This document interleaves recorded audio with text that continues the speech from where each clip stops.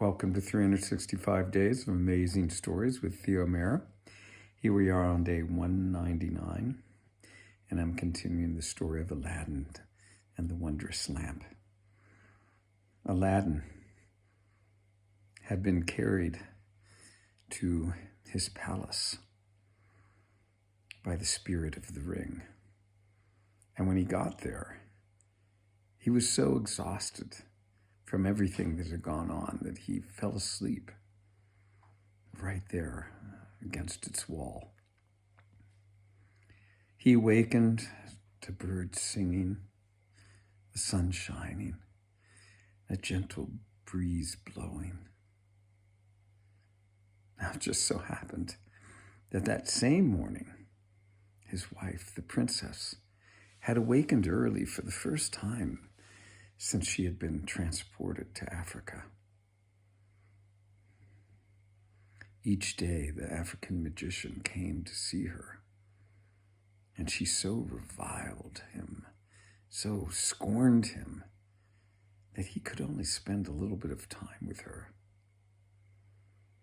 He had told her that Aladdin had been beheaded by the Sultan, her father. But the princess did not believe it.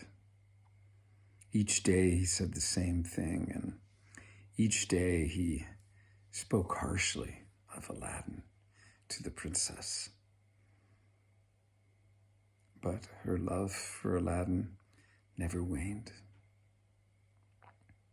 On that morning, she got up, and as she was dressing, one of her maids went to the window and looked out, and there, surprised as she was, she saw Aladdin standing beneath the portico.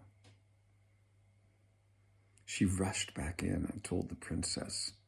The princess left off everything she was doing and ran to the portico and looked down on her beloved. Great was the joy at the reunion of these two.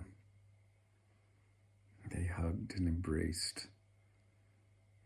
We're thankful to be once again in each other's embrace.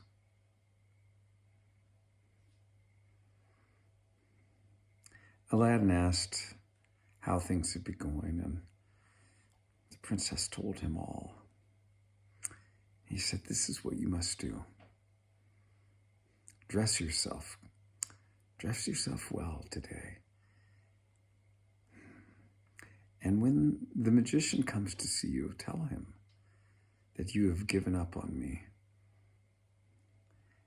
and that you will have supper with him.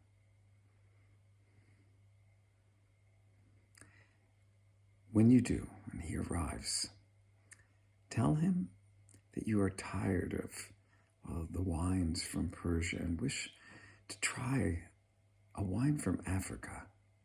He will certainly get up and go scurrying about for a bottle of wine. And at that point, I will tell you what to do next." Well, the princess dressed herself beautifully.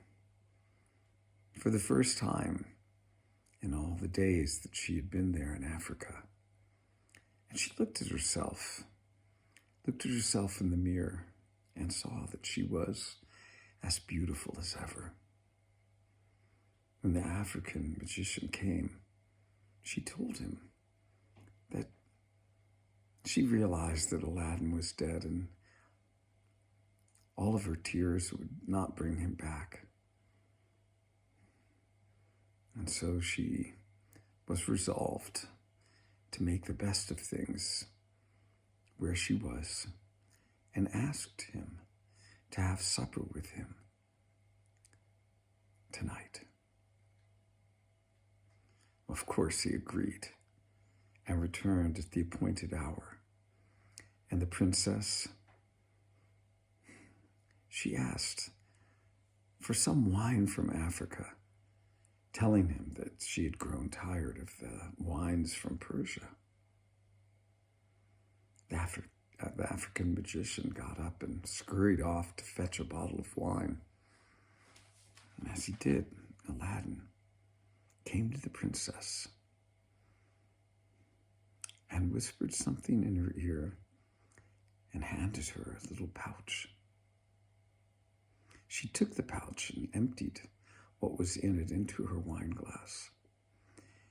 And when the magician returned, he poured wine into both of their glasses. Now I'll stop the story there. Find out what happens, because the princess has poured whatever powder it is into her own glass. Can you imagine what will happen next?